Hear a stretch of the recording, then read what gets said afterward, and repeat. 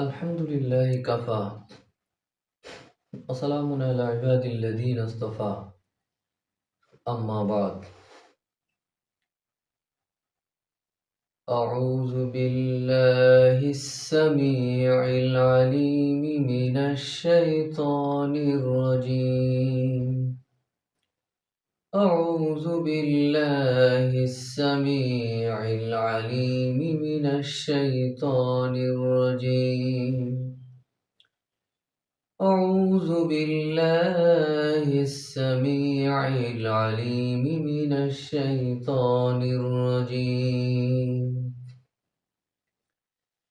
هو الله الذي لا إله إلا هو عالم الغيب والشهادة هو الرحمن الرحيم هو الله الذي لا إله إلا هو الملك القدوس السلام المؤمن المهيمن العزيز الجبار المتكبر سبحان الله عما يشركون والله الخالق البارئ المصور له الأسماء الحسنى يسبح له ما في السماوات والأرض وهو العزيز الحكيم সম্মানিত দর্শক মণ্ডলী, আসসালামু আলাইকুম ওয়া রাহমাতুল্লাহি ওয়া বারাকাতুহু। আজকে আমি সূরা হাশরের শেষ আয়াত তিলাওয়াতের ফজিলত নিয়ে সংক্ষেপে আলোচনা করার চেষ্টা করব ইনশাআল্লাহ। আল্লাহ রাব্বুল আলামিন তিনি আল্লাহ তাআলা, তিনি ব্যতীত কোনো উপাস্য নেই। তিনি দৃশ্য অদৃশ্যকে জানেন। তিনি পরম দয়ালু, অসীম দাতা।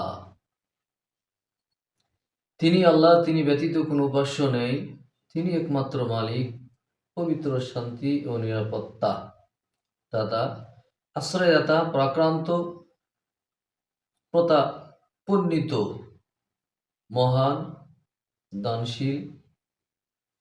তারা যাকে অংশীদার করে আল্লাহ তাআলা তাদের থেকে পবিত্র। তিনি আল্লাহ তাআলা স্রষ্টা, উদ্ভাবক, রূপদাতা। উত্তম নামসমূহ তারই। নবমণ্ডল ও ভূমণ্ডলে যা কিছু আছে সবই তার পবিত্রতা ঘোষণা করে। তিনি প্রাক্রান্ত, প্রজ্ঞাময়। কেননা সুচিন্তিত অভিমত এই যে প্রত্যেক বস্তুই নিজ নিজ সীমায় চেতনা ও অনুভূতি সম্পূর্ণ।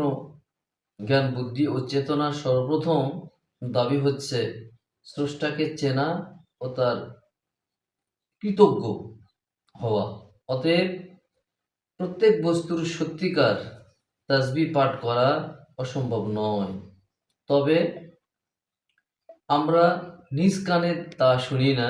এই কারণেই কোরআন পাকের সূরা বনী ইসরাঈলের মধ্যে স্পষ্টভাবে আল্লাহ ইরশাদ করেছেন, ওয়ালাকিন লা তাফকাহুনা তাসবিহাহুম, অর্থাৎ তোমরা তাদের তাসবিহ শোনো না, বোঝো না, কিন্তু তারা ঠিকই তাসবিহ পাঠ করে। তিরমিজি শরীফে হযরত মাকাল ইবনে ইয়াসার রাদিয়াল্লাহু আনহু এর বর্ণিত riwayate রাসূল সাল্লাল্লাহু আলাইহি ওয়াসাল্লাম বলেন, যে ব্যক্তি সকালে 3 বার আউযু বিল্লাহিস সামিউল আলীম মিনাশ শাইতানির রাজীম সহ সূরা হাশরের শেষ 3 আয়াত পাঠ করবে, আল্লাহ রাব্বুল আলামিন সে ব্যক্তির জন্য ৭০,০০০ ফেরেশতা নিযুক্ত করে দিবেন, যে সকাল থেকে সন্ধ্যা পর্যন্ত তার জন্য আল্লাহ তাআলার কাছে রহমতের দোয়া করতে থাকবে। সুবহানাল্লাহ, হামদিহি, সুবহানাল্লাহ আযীম। ঠিক একই রকম ভাবে যে ব্যক্তি আবার সন্ধ্যায় আউযু বিল্লাহিস সামিউল আলীম মিনাশ শাইতানির রাজীম সহ 3 বার সূরা হাশরের শেষ আয়াত পাঠ করবে, সে ব্যক্তির জন্য একইভাবে আল্লাহ রাব্বুল আলামিন ৭০,০০০ ফেরেশতা নিযুক্ত করে দেবেন তার জন্য রহমতের প্রার্থনা করার জন্য আল্লাহ রাব্বুল আলামিনের কাছে। এবং সেই দিন সে ব্যক্তি যদি মারা যায়, আল্লাহ রাব্বুল আলামিন সেই ব্যক্তিকে শহীদের মর্যাদা দান করবেন। সুবহানাল্লাহি ওয়া বিহামদিহি সুবহানাল্লাহিল আযীম। তো আমরা সাধারণত বাংলাদেশের অধিকাংশ অধিকাংশ মসজিদেই কিন্তু সূরা হাসর ফজরের পর তিলাওয়াত করে।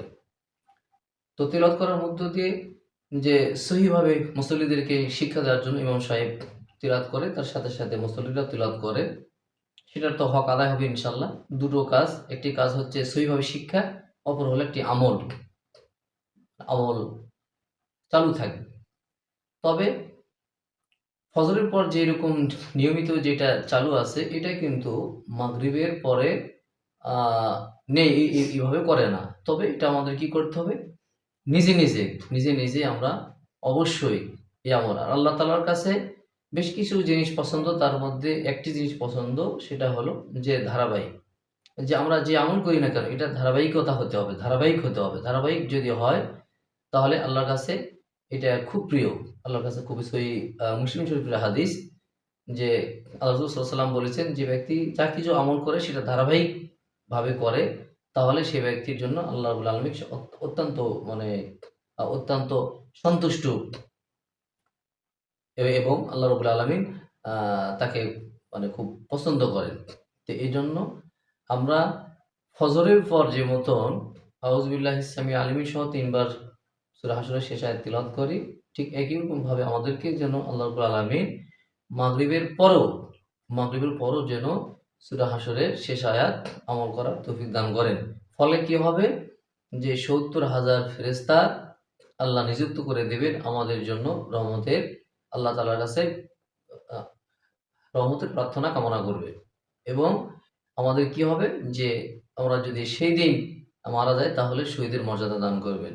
এবং মাগরিবের পর যদি তিলাওয়াত করা হয়, তাহলে ফজর পর্যন্ত আমাদের ৭০,০০০ ফেরেশতা নিযুক্ত করে দিবে রহমতের প্রার্থনা করার জন্য আল্লাহ রাব্বুল আলামিনের কাছে। ঠিক সেই রাতেও যদি আমরা মারা যাই, তা আল্লাহ রাব্বুল আলামিন আমাদেরকে শহীদের মর্যাদা দান করবেন। আল্লাহ রাব্বুল আলামিন আমাদেরকে যেন ফজরের পর এবং মাগরিবের পর আউযু বিল্লাহিস সামিউল আলিম সহ সূরা হাসরের শেষ ৩ আয়াত আমাদেরকে যেন আমল করার তৌফিক দান করেন। আল্লাহুম্মা আমিন। আসসালামু আলাইকুম ওয়া রাহমাতুল্লাহি ওয়া বারাকাতুহু।